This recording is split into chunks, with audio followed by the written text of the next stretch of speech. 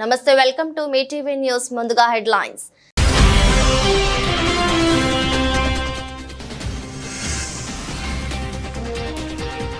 Ukraine సైనికులు లొంగిపోతే కనుక బతికిపోతారు, ట్రంప్తో Putin.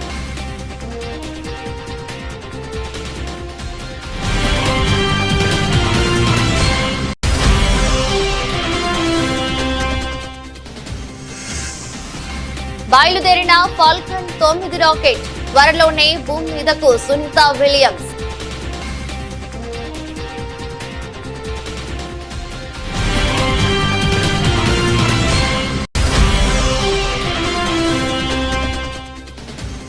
Amritsar లో గుడిపై గ్రెనేడ్ దాడి. నగరంలో తొలిసారి మతపరమైన ప్రదేశంపై దాడి జరిగినట్లు భావిస్తున్న పోలీసులు.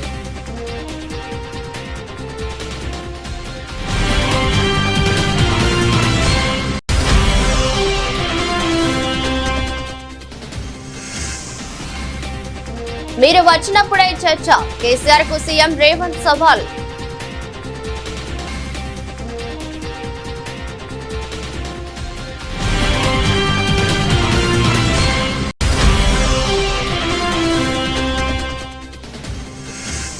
పశ్చిమ గోదావరి జిల్లా తణుకులో పర్యటిస్తున్న ముఖ్యమంత్రి.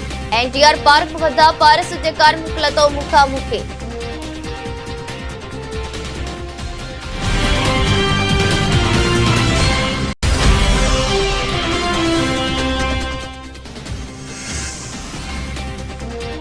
పసుపు రైతులకు 15,000 కనీస మద్దతు ధర ఇవ్వండి. టీఆర్ఎస్ ఎమ్మెల్సీ కవిత డిమాండ్.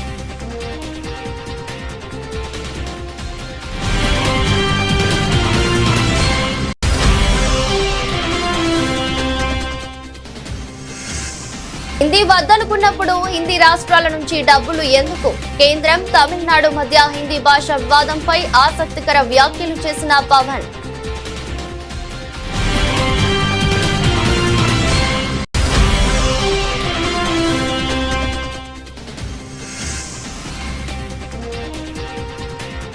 మా సిఫారసు లేఖలు తీసుకోవాలి, లేకుంటే ప్రజా ప్రతినిధులందరం తిరుమల వస్తామన్న బీజేపీ ఎంపీ రఘునందన్ రావు.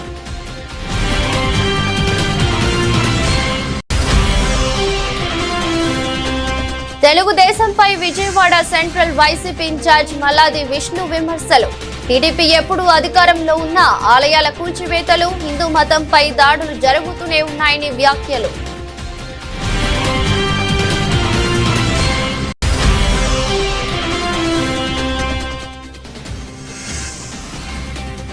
భయపెడుతున్న బంగారం, వెండి ధరలు. దాదాపు 90,000 స్థాయికి చేరుకున్న పసిడి ధరలు.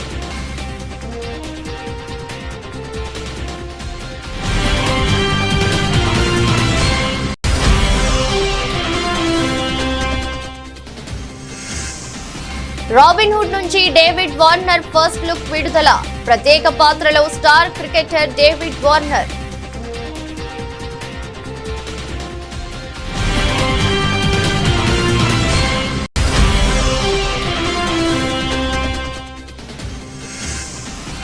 Nitish Kumar Reddy full fit. Sunrisers తో కలవనున్న ఆల్ రౌండర్.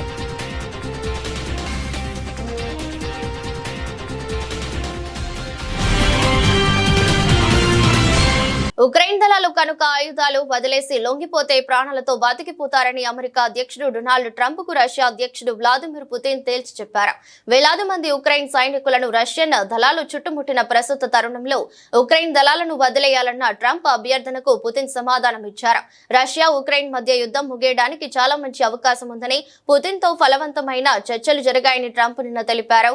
రష్యా అధ్యక్షుడు వ్లాదిమిర్ పుతిన్ తో నిన్న ఫలితమైన చర్చలు జరిగాయి. ఈ భయంకరమైన రక్తపాతంతో కూడిన యుద్ధం చివరకు ముగిసిపోయేందుకు చాలా మంచి అవకాశం ఉందని ట్రంప్ పేర్కొన్నారు. పూర్తిగా చుట్టుముట్టబడిన ఉక్రెయిన్ దళాల ప్రాణాలు కాపాడాలని పుతిన్ ను అభ్యర్థించినట్టు చెప్పారు. కాల్పుల విరమణ ఒప్పందానికి రావటం ద్వారా మూడో ప్రపంచ యుద్ధానికి దారితీసే ఈ యుద్ధానికి ముగింపు పలకాలని మాస్కో, కీవ్ ను కోరుతున్నట్టు ట్రంప్ పేర్కొన్నారు. యుద్ధంలో ఇప్పటికే ఇరువైపులా ఎంతో మంది ప్రాణాలు కోల్పోయారని ట్రంప్ ఆవేదన వ్యక్తం చేశారు. దాదాపు 9 నెలలుగా అంతరిక్షంలో చిక్కుకుపోయిన భారత సంతతి వ్యోమగామి సునీత విలియమ్స్, బచ్ విల్మోర్ త్వరలోనే తిరిగి భూమి మీద అడుగు పెట్టనున్నారు. వీరిని తీసుకొచ్చేందుకు 4 వ్యోమగాములతో కూడిన ఫాల్కన్ 9 రాకెట్ నింగిలోకి దూసుకెళ్లింది.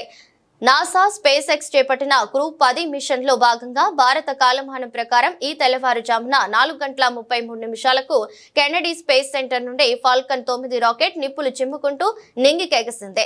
నిజానికి మిషన్ ను 12వ తేదీని చేపట్టాల్సి ఉండగా రాకెట్ గ్రౌండ్ సిస్టమ్ లో సమస్య కారణంగా చివరి నిమిషంలో ప్రయోగాన్ని వాయిదా వేశారు. సమస్యను సరిచేసి తాజాగా ఇప్పుడు మళ్లీ చేపట్టారు. ఇక డ్రాగన్ క్యాప్సూల్ లో ISS కు వెళ్లిన వ్యోమగాముల్లో Anne McClain, Nicole Ayers, Takuya Onishi, Kirill Peskov ఉన్నారు. అంతరిక్ష నౌక ISS తో నేడు డాకింగ్ అవుతుంది. దాంతో పాటు వెళ్లిన 4 వ్యోమగాములు ISS బాధ్యతలు తీసుకున్న తర్వాత సునీత బచ్ విల్మోర్ 19న భూమికి పయనమయ్యే అవకాశం ఉంది.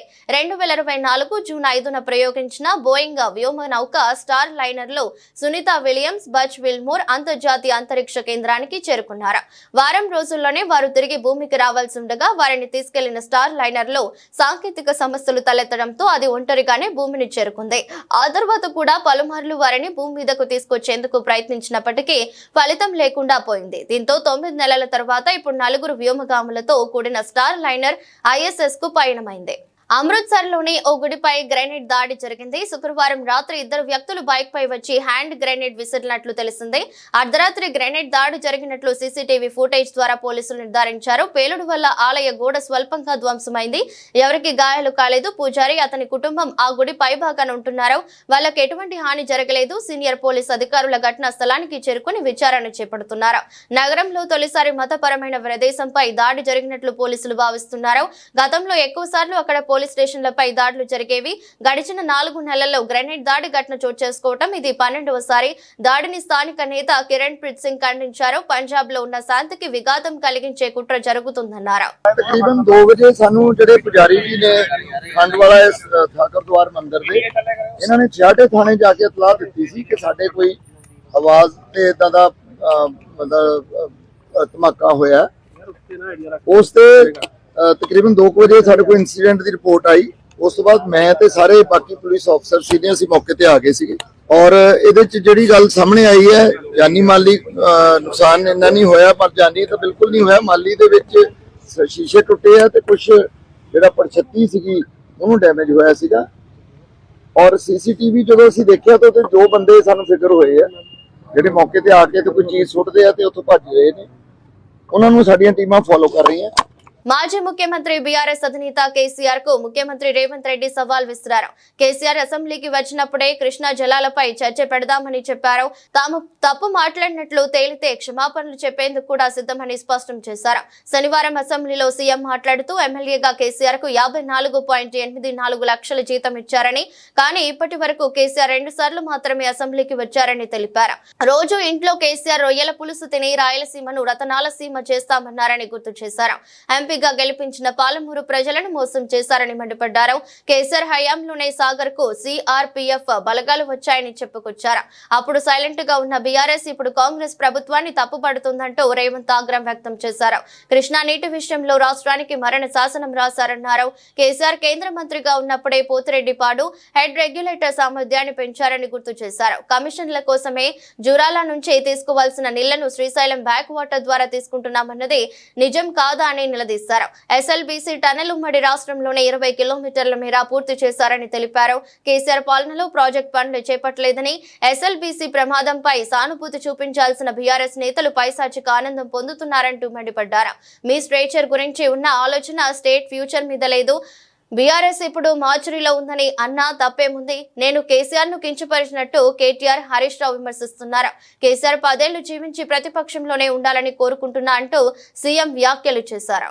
చంద్రశేఖరరావు గారు ప్రతిపక్ష నాయకుడు, అధ్యక్ష ప్రతిపక్ష నాయకుడుగా ఇప్పటివరకు వారి శాసనసభకు వచ్చింది 2 సార్లు అధ్యక్ష. వారికి పోయిన డిసెంబర్ 23 నుంచి ఇప్పటి వరకు వారికి ఇచ్చిన జీతం అధ్యక్ష 57,84,124 రూపాయలు అధ్యక్ష. శాసనసభ్యుడిగా ప్రతిపక్ష నాయకుడిగా డిసెంబర్ 1, 2023 నుంచి ఫిబ్రవరి 28, 2025 వరకు ఈ దాదాపుగా 15 నెలలలో వాళ్ళు తీసుకున్న ప్రభుత్వం సొమ్ము, జీత భత్యాలు, శాసనసభ్యులు కూడా ప్రభుత్వ ఉద్యోగ అధ్యక్ష తమకు తెలుసు కదా, సుప్రీంకోర్టు తీర్పిచ్చింది. వారు 57,84,124 రూపాయలు జీతభత్యాలు తీసుకున్నారు అధ్యక్ష. 2 సార్లు ఇక్కడికి వచ్చింది, ఇప్పటి వరకు ఎక్కడికి వెళ్ళలేదు అధ్యక్ష. అధ్యక్ష, నేను ఒక మాట గుర్తు చేయదలుచుకున్నాను అధ్యక్ష. చాలా మాట్లాడిండ్రు, ఉండుంటే బాగుండేది, నేను అడుగుండేవాడిని. రోజా గారి ఇంటికి వెళ్ళి రొయ్యల పులుసు తిన్నది ఎవరు అధ్యక్ష? నేనా ఉత్తమ్ కుమార్ రెడ్డి గారు అధ్యక్ష? రోజా గారు ఒక్కసారి రొయ్యల పులుసు పెడితేనే తిని రాయలసీమను రతనాలసీమ చేసి వస్తాను చెప్పొచ్చిన మహానుభావుడు ఆయన. నిన్ను పుట్టినప్పటి నుంచి 71 సంవత్సరం వరకు పెంచి పోషించి నీకు బుక్కడి బువ్వ పెట్టి గుండెల్లో పెట్టి ఆదరించి భుజాల మీద మోసి తెలంగాణ రాష్ట్రానికి ముఖ్యమంత్రిని చేసి 2009లో కరీంనగర్ జిల్లా నుంచి వలస వచ్చి మహబూబ్నగర్కు బతకడానికి వచ్చి ఒక్క ఓటేయని మహాప్రభు అంటే నిన్ను ఎంపీగా గెలిపించి మా గుండెల్లో పెట్టుకొని చూసుకొని మేము పల్లకీలో మోసి పార్లమెంటుకు పంపిస్తే మా గుండెల మీద తంతవా? ఇది నీ నీతి. జిల్లాలో ముఖ్యమంత్రి చంద్రబాబు నాయుడు పర్యటన కొనసాగుతుంది. స్వచ్ఛ దివస్ కార్యక్రమంలో భాగంగా తణుకులో ఏర్పాటు చేసిన ప్రజా వేదిక వద్ద ప్రజలతో సీఎం ముఖాముఖి నిర్వహించారు. ఈ సందర్భంగా సీఎంను ప్రజలు పలు ప్రశ్నలు వేశారు. దానికి చంద్రబాబు సమాధానం ఇచ్చారు. 47 ఏళ్ల క్రితం అసెంబ్లీకి వెళ్లాను, 41 ఏళ్లుగా అసెంబ్లీకి వెళుతున్నాను, 10 ఏళ్లు ప్రతిపక్ష నేతగా పనిచేశాను. నా జీవితం అంతా అలుపెరగని పోరాటం, నా చివరి రక్తపు బొట్టు వరకు మీకు సేవ చేయాలనేదే నా సంకల్పం. ఇప్పటి వరకు ఎంత పని చేశాను, రాబోయే 5-10 ఏళ్లలో అంతకంటే రెట్టింపుగా పనిచేస్తాను. మీ సహకారం ఇవ్వండి. రాబోయే 22 ఏళ్లలో మన రాష్ట్రాన్ని దేశంలో నెంబర్ 1 గా చేస్తానని చంద్రబాబు చెప్పుకొచ్చారు. ఇక్కడ నేను వచ్చింది మీలో ఒక చైతన్యం తేవడానికి వచ్చాను. అది మీరు చూసినప్పుడు స్వర్ణాంధ్ర, స్వచ్ఛాంధ్ర 2047 ఇప్పుడే మిత్రుడు చెప్పాడు హైదరాబాద్ మీరు అభివృద్ధి చేశారని. ఇంకొక మిత్రుడు గారు మీరు 78లో ఇదే రోజున మార్చిలో మీరు ఎమ్మెల్యేగా అసెంబ్లీకి అడుగు పెట్టారని చెప్పారు. ఈ రోజు నేను గర్వంగా చెప్పగలుగుతున్నా, నేను ఆ రోజు 9 సంవత్సరాలు చేసిన పనుల వల్ల ఈ రోజు దేశంలోనే హైయెస్ట్ తలసరి ఆదాయం ఎక్కడ ఎక్కువ వస్తుందంటే తెలంగాణలో వచ్చే పరిస్థితి వచ్చింది. ఆ రోజు చూపించిన అభివృద్ధి, దానికి ఒక ఎకో సిస్టమ్ డెవలప్ చేశాం. అందుకే అప్పట్లోనే విజన్ తయారు చేశాం. ఇప్పుడు కూడా నేను ఒక విజన్ తయారు చేశాను, స్వర్ణాంధ్ర 2047. ఏదో 2047కి ఎట్టుంటుందో నేను చెప్పడం కాదు. ప్రతి సంవత్సరం మీ జీవితాల్లో మార్పు వచ్చిందా లేదా, మీ తలసరి ఆదాయం పెరిగిందా లేదా అనే దానికి ఒక స్పష్టమైన విధానం తీసుకున్నా. రాష్ట్రంలో ఏ విధంగా ఉండాలి, ఈ రోజు 25-26కు వచ్చాం, 24-25. పసుపు రైతులకు 15,000 కనీస మద్దతు ధర ఇవ్వాలని ఎమ్మెల్సీ కవిత ప్రభుత్వాన్ని డిమాండ్ చేశారు. తెలంగాణ శాసన మండలి వద్ద ఇవాళ బీఆర్ఎస్ ఎమ్మెల్సీలు ప్లకార్డులతో నిరసన ప్రదర్శన చేశారు. చాన్నాళ్లుగా పసుపు రైతులు ఎన్నో ఇబ్బందులు ఎదుర్కొంటున్నారని, పసుపు రైతులకు కనీస మద్దతు ధర ఇవ్వాలన్న అంశంపై కేంద్రం కానీ రాష్ట్ర ప్రభుత్వం కానీ ఎటువంటి నిర్ణయం తీసుకోలేదన్నారు. తెలంగాణలోని పసుపు రైతులు తీవ్రంగా ఇబ్బందులు ఎదుర్కొంటున్నట్లు ఎమ్మెల్సీ కవిత పేర్కొన్నారు.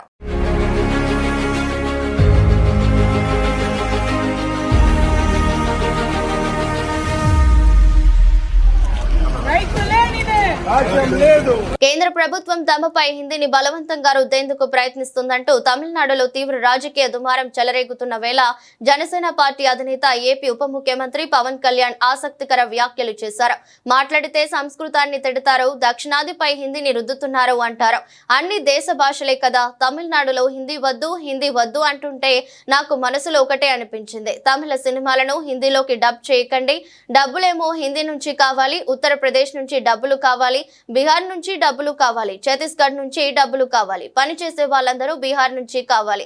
కానీ మేం హిందీని ద్వేషిస్తామంటే ఇదెక్కడ న్యాయం? ఈ విధానం మారాలి. భాషలను ద్వేషించాల్సిన అవసరం లేదు. మీరు ముస్లింలను చూసి నేర్చుకోండి హిందువులందరికీ చెబుతుంటాను. ఆలయాల్లో సంస్కృతంలో మంత్రాలు చదవకూడదని అంటుంటారు. మరి ముస్లింలు అలా ఎప్పుడైనా అంటుంటారా? ముస్లింలు ఎక్కడి వారైనా కావచ్చు, అరబిక్ లేదా ఉర్దూలో ప్రార్థిస్తారు. హిందూ ధర్మంలో సంస్కృతంలోనే మంత్రాలు ఉంటాయి. మరి అలాంటప్పుడు తమిళంలో మంత్రాలు చదవాలా, తెలుగులో మంత్రాలు చదవాలా అని పవన్ కళ్యాణ్ ప్రశ్నించారు. మాట్లాడితే సంస్కృతాన్ని తిడతారు, హిందీని మీరు రుద్దుతున్నారు, సౌత్ దక్షిణాదిని అంటారు. అన్ని దేశ భాషలే కదా. మన తమిళనాడులో తమిళ్ హిందీ రాకూడదు అంటుంటే నాకు అనిపించింది మనసులో ఒకటే, అప్పుడు తమిళ సినిమాల్ని హిందీలోకి డబ్ చేయకండి. డబ్బులేమో హిందీ నుంచి కావాలి, ఉత్తరప్రదేశ్ నుంచి డబ్బులు కావాలి, బీహార్ నుంచి డబ్బులు కావాలి, ఛత్తీస్గఢ్ నుంచి డబ్బులు కావాలి, కానీ హిందీ మాకు వద్దంటే అదే న్యాయం. పనిచేసే వాళ్ళందరూ మనకి బీహార్ నుంచి రావాలి, కానీ హిందీని ద్వేషిస్తానంటే ఎట్లా? ఇవన్నీ మారాలి కదా. అందుకని భాషల్ని ద్వేషించాల్సిన అవసరం లేదు. తిరుమల శ్రీవారి వీఐపీ బ్రేక్ దర్శనాల కోసం మా సిఫారసు లేఖలు తీసుకోకుంటే తెలంగాణ ప్రజా ప్రతినిధులందరం కలిసి ఒకరోజు తిరుమలకు వస్తాం. టీటీడీ ఏం చేస్తుందో ఆ రోజు చూసుకుంటాం.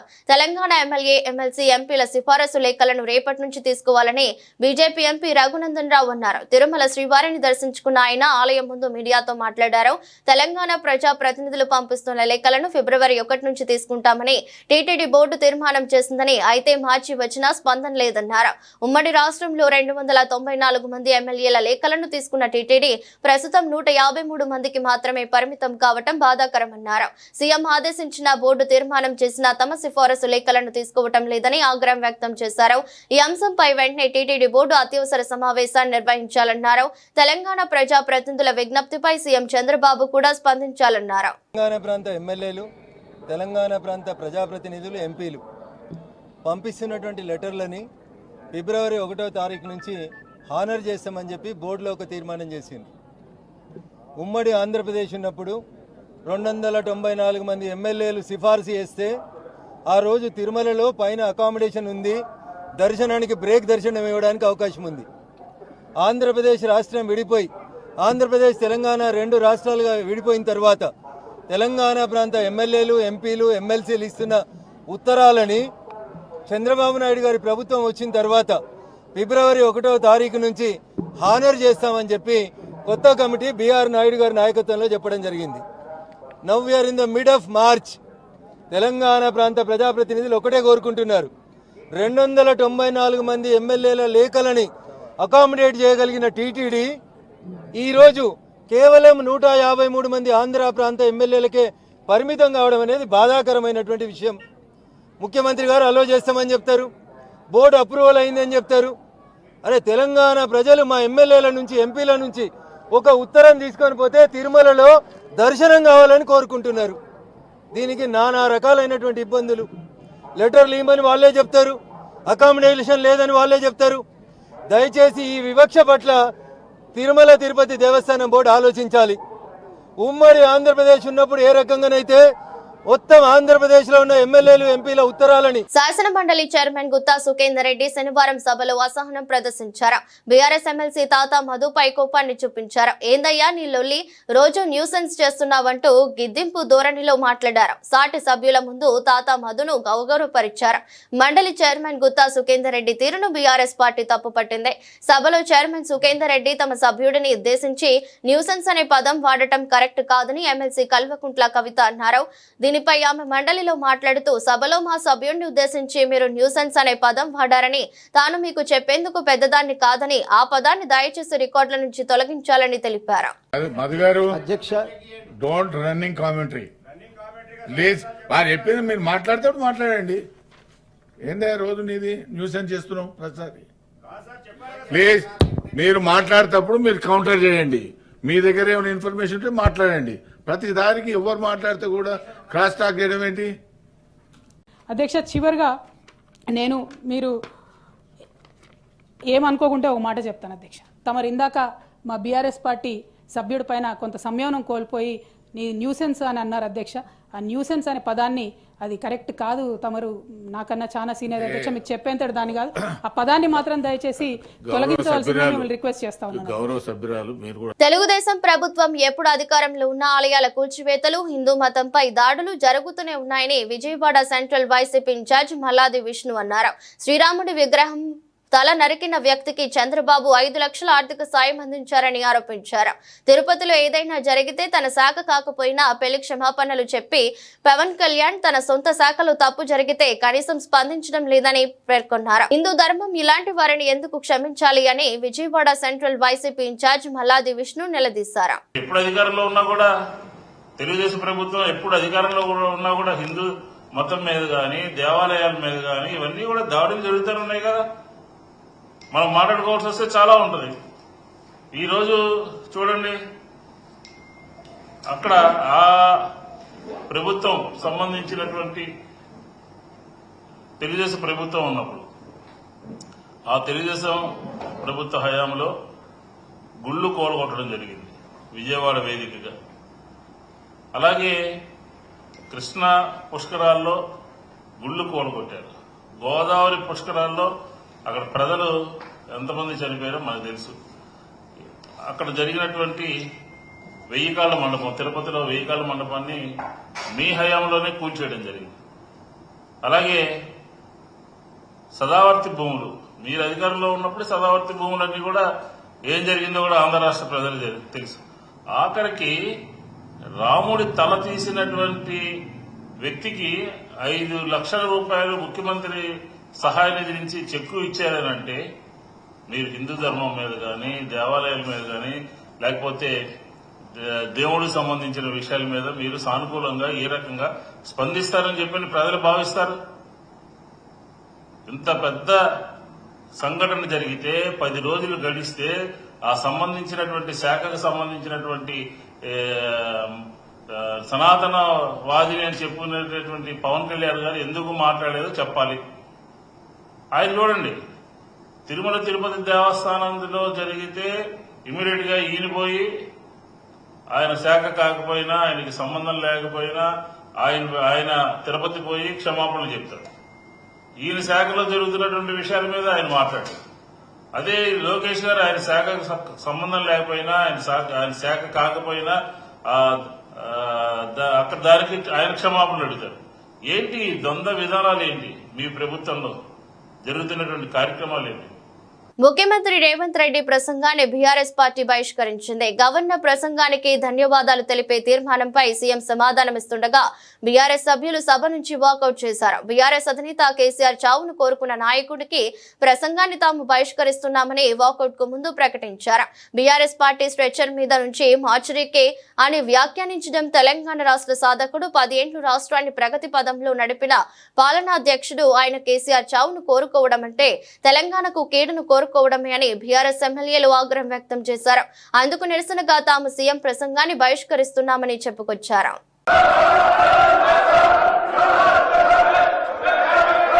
అధ్యక్ష, ఉభయ సభలను ఉద్దేశించి గౌరవనీయులైన గవర్నర్ గారు ప్రసంగం సందర్భంగా వారికి మనస్ఫూర్తిగా ధన్యవాదాలు తెలియజేస్తున్నా. గౌరవనీయులైన గవర్నర్ గారి ప్రసంగానికి ధన్యవాద తీర్మానాన్ని ప్రవేశపెట్టిన తెలంగాణ శాసనసభ విప్ ఆది శ్రీనివాస్ గారు ప్రతిపాదించగా వేముల వీరేశం గారు మద్దతుగా ప్రసంగించారు. బీఆర్ఎస్ పార్టీ నుంచి శాసనసభ్యులు జగదీశ్వర్ రెడ్డి గారు, భారతీయ జనతా పార్టీ సభాపక్ష నాయకుడు ఏలేటి మహేశ్వర్. దేశంలో పసిడి ధరలు సామాన్యులకు షాక్ ఇస్తున్నాయి. గత వారంలో 87,000 స్థాయిలో ఉన్న ఈ రేట్లు ఇప్పుడు దాదాపు 90,000 స్థాయికి చేరుకున్నాయి. అంతర్జాతీయ మార్కెట్లలో భయం, రాజకీయ ఉద్రిక్తతలు, ప్రపంచ ఆర్థిక పరిస్థితుల వంటి పలు అంశాలు పసిడి ధరలను ప్రభావితం చేస్తున్నాయి. ప్రధానంగా అమెరికా ఫెడరల్ రిజర్వ్ వడ్డీ రేట్లు పెంపు, డాలర్ ధరలతో మార్పులు, ప్రపంచ వ్యాప్తంగా పెరుగుతున్న వస్తు ధరల కారణంగా పసిడి రేట్లు పెరుగుతున్నాయని నిపుణులు చెబుతున్నారు. ఈ నేపథ్యంలో మార్చి 15, 2025న గుడ్ రిటర్న్స్ వెబ్సైట్ ప్రకారం హైదరాబాద్, విజయవాడలో 24 క్యారెట్ల గోల్డ్ ధర 10 గ్రాములకు 89,790కి చేరింది. ఇక 22 క్యారెట్ల బంగారం ధర 10 గ్రాములకు 82,310 స్థాయికి చేరుకుంది. ఇదే సమయంలో ఢిల్లీలో 24 క్యారెట్ల పసిడి రేటు 10 గ్రాములకు 89,940కి చేరుకోగా 22 క్యారెట్ల గోల్డ్ రేటు 10 గ్రాములకు 82,460కి చేరుకుంది. మరోవైపు వెండి ధరలు దేశంలో కిలోకు 1,03,100 స్థాయికి చేరుకున్నాయి. టాలీవుడ్ యువ నటుడు నితిన్ వెంకీ కుడుముల కాంబినేషన్ లో వస్తున్న తాజా చిత్రం రాబిన్ హుడ్. భీష్మ సినిమా తర్వాత వీరిద్దరి కాంబోలో ఈ మూవీ వస్తుండటంతో ప్రేక్షకులలో భారీ అంచనాలు ఉన్నాయి. ఈ సినిమా మార్చి 28న విడుదల కానుంది. ఈ సందర్భంలో మేకర్స్ వరుసగా ప్రమోషన్స్ నిర్వహిస్తున్నారు. అయితే ఈ మూవీలో Australia star cricketer David Warner ప్రత్యేక పాత్రలు నటిస్తున్న విషయం తెలిసిందే. తాజాగా ఆయన ఫస్ట్ లుక్ ను నిర్మాణ సంస్థ మైత్రి మూవీ మేకర్స్ విడుదల చేశారు. బౌండరీ నుంచి బాక్స్ ఆఫీస్ కు వస్తున్న వార్నర్ కు భారత సినిమాకు స్వాగతం అంటూ వార్నర్ ప్రత్యేక పోస్టర్ ను పంచుకుంది. మైత్రి మూవీ మేకర్స్ బ్యానర్ పై నవీన్ ఎర్నేని, వై రవిశంకర్ నిర్మిస్తున్న ఈ చిత్రంలో నితిన్ సరసన శ్రీలీల కథానాయికగా నటిస్తుంది. రాజేంద్ర ప్రసాద్, వెన్నెల కిషోర్ కీలక పాత్రల్లో కనిపించనున్నారు. All rounder Nitish Kumar Reddy fitness పరీక్షలో క్లియర్ అయినట్లు తెలుస్తుంది. వెన్ను నొప్పితో బాధపడుతున్న నితీష్ ఫుట్ ఫిట్ ఆయన ఓ రిపోర్టు ద్వారా వెల్లడైంది. అయితే త్వరలోనే ఆయన్ను హైదరాబాద్ సన్ రైజర్స్ జట్టుతో కలవనున్నట్లు కూడా వార్తలు అందుతున్నాయి. క్రికెటర్ నితీష్ ఇటీవల జరిగిన ఆస్ట్రేలియా టెస్ట్ సిరీస్ లో అద్భుతంగా రాణించిన విషయం తెలిసిందే. అయితే ఇంగ్లాండ్ తో T20 సిరీస్ సమయంలో అతను గాయానికి గురయ్యాడు. ఫిట్నెస్ కు చెందిన అన్ని రొటీన్ పరీక్షలను నితీష్ రెడ్డి క్లియర్ చేసినట్లు తెలుస్తుంది. యోయో టెస్ట్ లో కూడా అతను పాస్ అయినట్లు రిపోర్ట్ ఉంది. బెంగళూరులోని BCCI సెంటర్ ఆఫ్ ఎక్సలెన్స్ తో నితీష్ కోలుకుంటున్నారు. ఫిజియో అతనికి గ్రీన్ సిగ్నల్ ఇచ్చినట్లు తెలిసింది. ఇంగ్లాండ్ తో తొలి T20 మ్యాచ్ లో ఆడిన దాంట్లో అతను బౌలింగ్ కానీ బ్యాటింగ్ కానీ చేయలేదు. IPL లో హైదరాబాద్ సన్ రైజర్స్ జట్టు నితీష్ రెడ్డిని 6 కోట్లకు ఖరీదు చేసింది. గత సీజన్ లో అతను 13 మ్యాచ్ల్లో 303 రన్స్ చేశాడు. అతని స్ట్రైక్ రేట్ 143గా ఉంది. ఆస్ట్రేలియా సిరీస్ లో అతను తన బ్యాటింగ్ తో ఆకట్టుకున్నాడు. మెల్బోర్న్ టెస్ట్ లో విరోచితంగా 114 రన్స్ చేశాడు. సన్ రైజర్స్ జట్టు తన తొలి మ్యాచ్ ను మార్చి 23వ తేదీన రాజస్థాన్ రాయల్స్ తో హైదరాబాద్ లో ఆడనుంది. వార్తలు ముగించే ముందు మరోసారి హెడ్లైన్స్.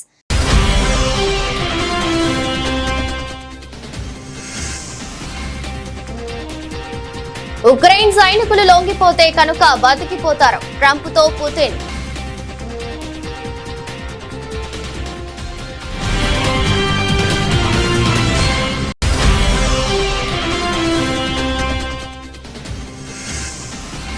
బయలుదేరిన ఫాల్కన్ 9 రాకెట్ త్వరలోనే భూమి మీదకు. సునీత విలియమ్స్.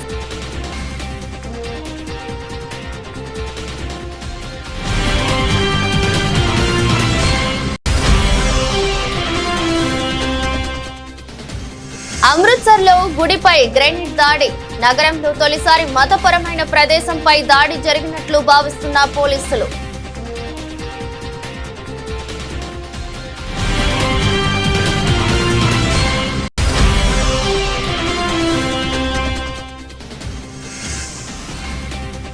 మీరు వచ్చినప్పుడే చర్చ.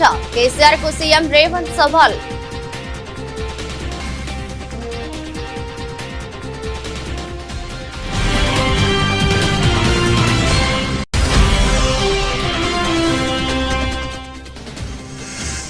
పశ్చిమ గోదావరి జిల్లా తణుకులో పర్యటిస్తున్న ముఖ్యమంత్రి. ఎన్టీఆర్ పార్క్ వద్ద పారిశుద్ధ్య కార్మికులతో ముఖాముఖి.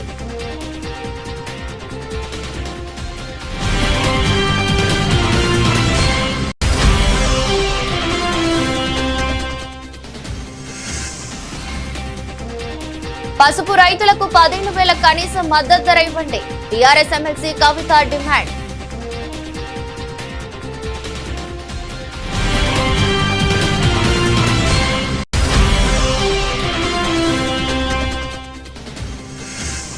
హిందీ వద్దనుకున్నప్పుడు హిందీ రాష్ట్రాల నుంచి డబ్బులు ఎందుకు? కేంద్రం, తమిళనాడు మధ్య హిందీ భాష వివాదంపై ఆసక్తికర వ్యాఖ్యలు చేసిన Pawan.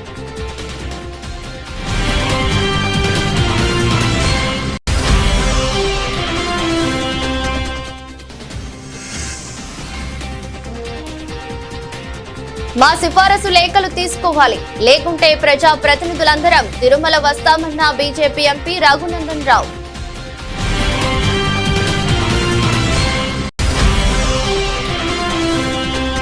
తెలుగుదేశంపై Vijayawada central YCP incharge Malladi Vishnu విమర్శలు. టీడీపీ ఎప్పుడు అధికారంలో ఉన్నా ఆలయాల కూల్చివేతలు, హిందూ మతంపై దాడులు జరుగుతూనే ఉన్నాయని వ్యాఖ్యలు.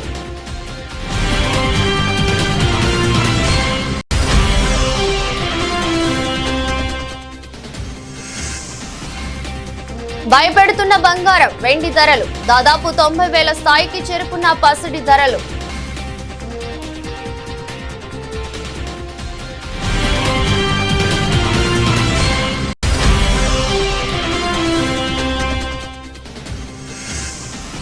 రాబిన్ హుడ్ నుంచి డేవిడ్ వార్నర్ ఫస్ట్ లుక్ విడుదల. ప్రత్యేక పాత్రలో స్టార్ క్రికెటర్ డేవిడ్ వార్నర్.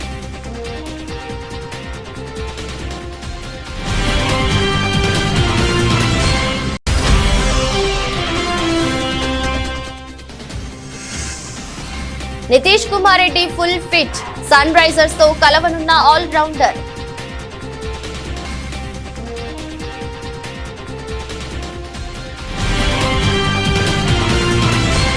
ఇది రోజు బులెటిన్. మరో బులెటిన్లో మళ్ళీ కలుద్దాం.